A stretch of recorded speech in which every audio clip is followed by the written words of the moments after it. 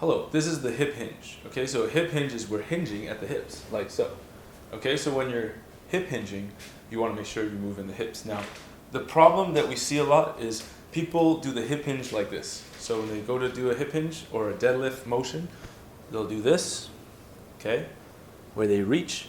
And a lot of times that happens because they spend a lot of time in this position. So they develop a lot of flexibility in their spine, but not a lot of mobility in the hips, which is what we want. We want a stable spine, moving in mobile hips, okay? So the other thing they do is from here, they'll do this.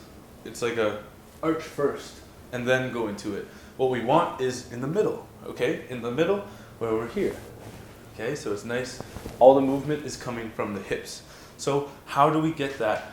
What are the drills to make us do so really well? So if we're already doing this or we're doing this too much, what are the things we can do to break down the movement to come back up so we can do it without thinking about it?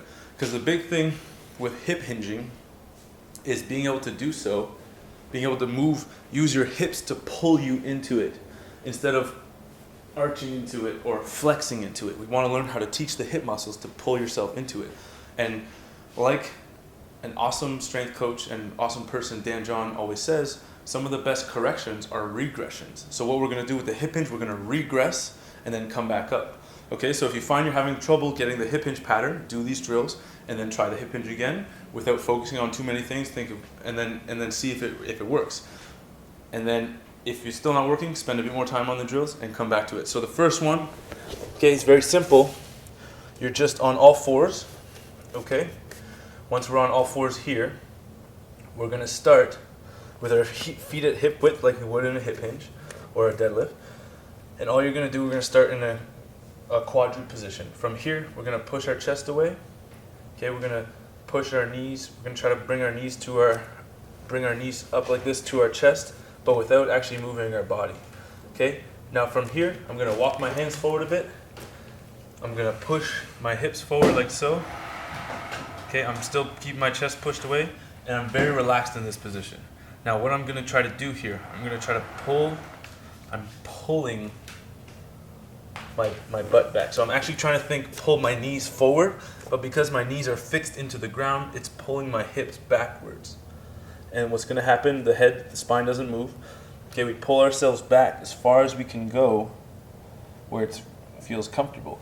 Now you can even do this at home in front of a mirror to make sure your back doesn't do this, where you go and you arch like this, or where you go and you round and you tuck under like that.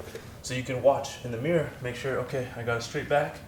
Now I'm pulling my butt back to my heels without any movement here. So basically, you're teaching the hips to pull yourself forward. So this is the first progression, or regression. Okay, the very first, you could say this is the first movement in the hip hinge. Just learning how to pull yourself with your hips. So from here, pulling myself back. Now the next one from here, what we'll do is we'll go in a push-up position. So from here, I'm going to do the same thing, but I'm just going to pull my knees. So I'm going to bend the knees a bit and pull my butt up, like so. And come back down and pull my butt up again. So I'm straight, and then I'm pulling myself. Now the cool thing with this one is my abs are going to be firing automatically, so my spine is automatically going to be in a neutral spine position, as long as I make sure to that my back's straight. Okay. So now the next one from there will be on both knees standing up like this, and from here we just pull our butt to our heels. So we're going to be here. We're going to pull our butt to our heels. So the spine's not moving. We're just pulling our butt to our heels.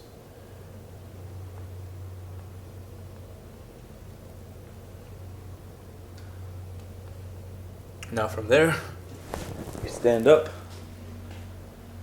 and we redo the hip hinge. And it should feel much easier to do. Okay, because we've taught these muscles in easier scenarios how to do the work.